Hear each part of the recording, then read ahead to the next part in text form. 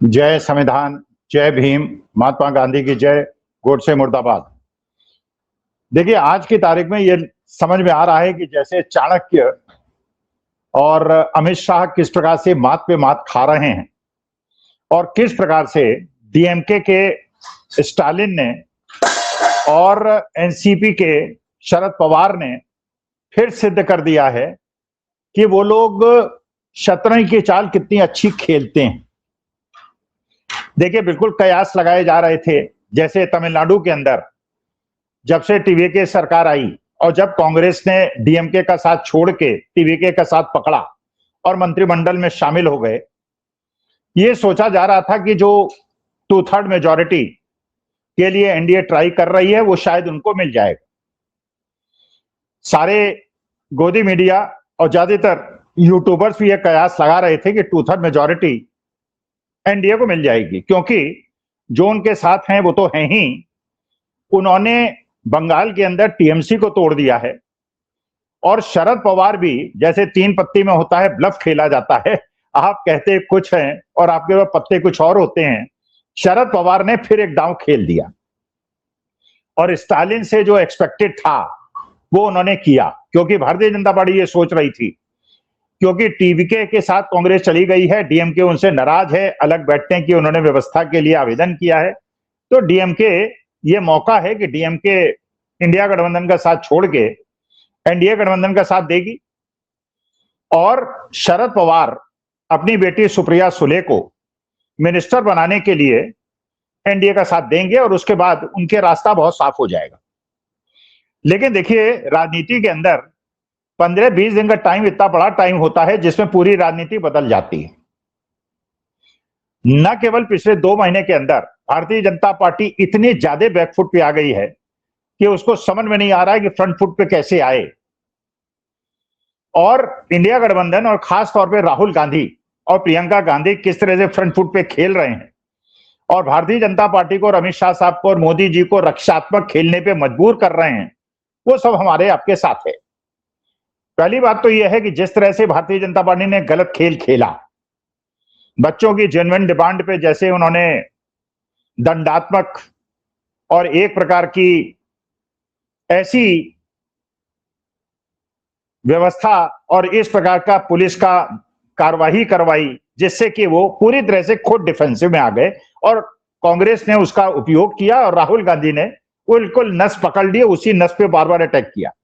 Bharatiya Janata party ने झारखंड के अंदर आंदोलन उसी प्रकार का खड़ा कराया, लेकिन वहां पे जितने बैरिकेड तोड़ते हुए आंदोलनकारी गए उन पे बहुत ज्यादा कार्रवाई नहीं हुई, लेकिन जब बिल्कुल विधानसभा के अंदर घुसने लगे तो वहां पे टीयर गैस शेल चलाए गए और वहां पे पानी की बौछारें हुई और हल्का सा लाठीचार्ज हुआ। लाठीचार्ज भी देखिए 2 प्रकार का होता है, माइल्ड होता है और एक ऐसा होता है जिसमें मकसद होता है लोगों की टांग तोड़ना और हाथ पैर तोड़ना। तो वहां पे माइल्ड लाठीचार्ज हुआ और बच्चों को बहुत ज्यादा, जब वहां पे जो वाटर कैनन छोड़े गए वो गम गति से छोड़े गए तो किसी को बहुत ज्यादा नुकसान नहीं हुआ। लेकिन अब विधानसभा के अंदर, संसद के अंदर तो घुसने से किसी को अनुमति आप नहीं दे सकते, तो उतना तो मेरे ख्याल से पुलिस को करना था। लेकिन उसकी प्रतिक्रिया में क्या हुआ, बिहार के अंदर भी एक छात्र आंदोलन की सुगबुगाहट शुरू हो गई, क्योंकि आपको पता है कि जंतर मंतर में जो हुआ था उसकी प्रतिक्रिया उतनी ज्यादा झारखंड में नहीं हुई थी, क्योंकि झारखंड में अंदर तो हेमंत सोरेन की सरकार थी। तो हेमंत सोरेन सरकार ने उस आंदोलन को जो जंतर मंतर की सहानुभूति में हुआ था उसको बढ़ाने के लिए तो अपने प्रदेश में आंदोलनकारियों को बहुत ज्यादा समर्थन नहीं दिया। लेकिन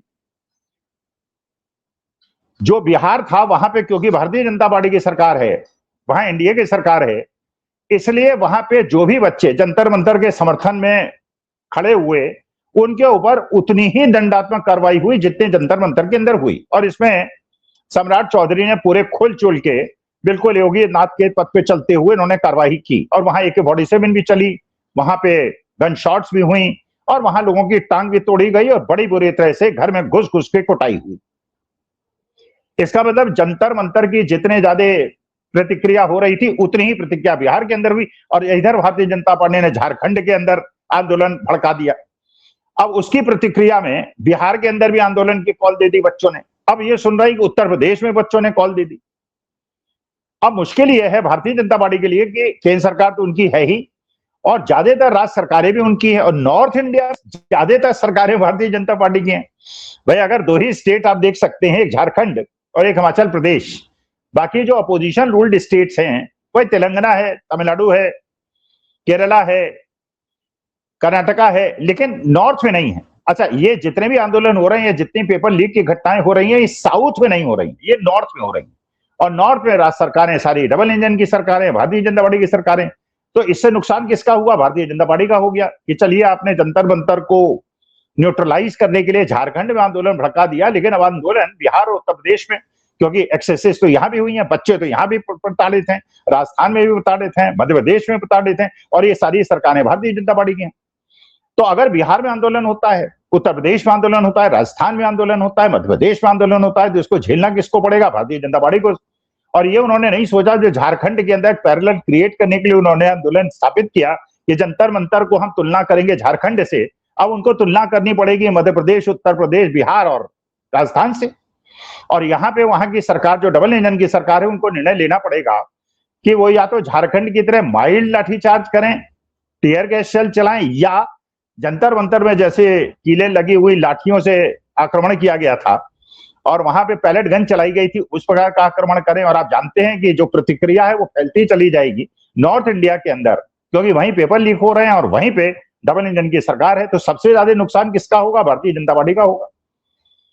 तो अब उत्तर प्रदेश और बिहार की ये सुगबुगाहट, उसके बाद जब ये शरद पवार थी, धीरे धीरे ही वॉज गेनिंग टाइम। वो ये समझने का प्रयास कर रहे थे कि ये जो एक समय करवट ले रहा है, और छात्रों ने पूरे देश का जो नैरेटिव था उसको बदल दिया है। हिंदू मुसलमान के नैरेटिव से हट के अब जो नैरेटिव है वो आ गया है एजुकेशन सिस्टम के इंप्रूवमेंट पे और नौकरियों पे। तो शरद पवार कभी इंडिया गठबंधन के साथ मीटिंग करते मिलते थे, कभी मोदी जी के साथ मीटिंग करते मिलते थे। जब सुप्रिया सुले की बेटी की शादी हुई, राहुल गांधी भी गए, सोनिया गांधी भी गए, मोदी जी और शाह साहब भी गए। तो एक कभी 8 अपने एमपी के साथ इधर चले जाते थे, कभी उधर चले जाते थे, बट वो केवल मूड देख रहे थे जनता का।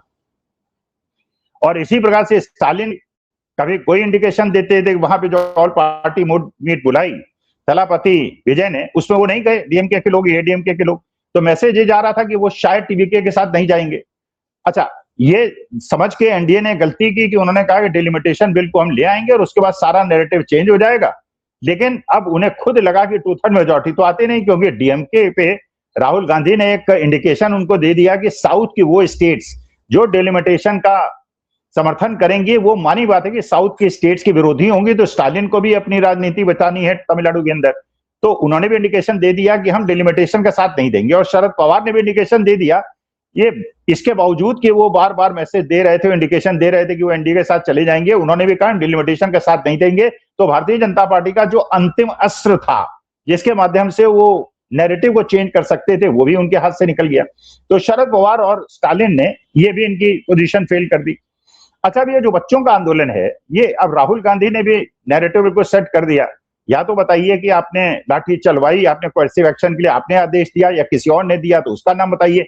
अब वो अमित शाह साहब जो बिल्कुल सीना तान के पार्लियामेंट के अंदर घुसते थे और बाहर निकलते थे, आज के तारीख में जब वो मकर द्वार से निकलने की उनकी बात थी और वहां पे अपोजिशन के सारे लीडर्स खड़े हो गए और उनके खिलाफ वो कर रहे थे, नारे लगा रहे थे, तो उन्हें पिछले द्वार से पीछे से बाहर निकलना पड़ा। तो और पार्लियामेंट के अंदर भी वो बिल्कुल अपने को सुरक्षात्मक ये करना चाहते हैं कि मेरी बात केवल सुनेंगे, बीच में हल्ला नहीं करेंगे।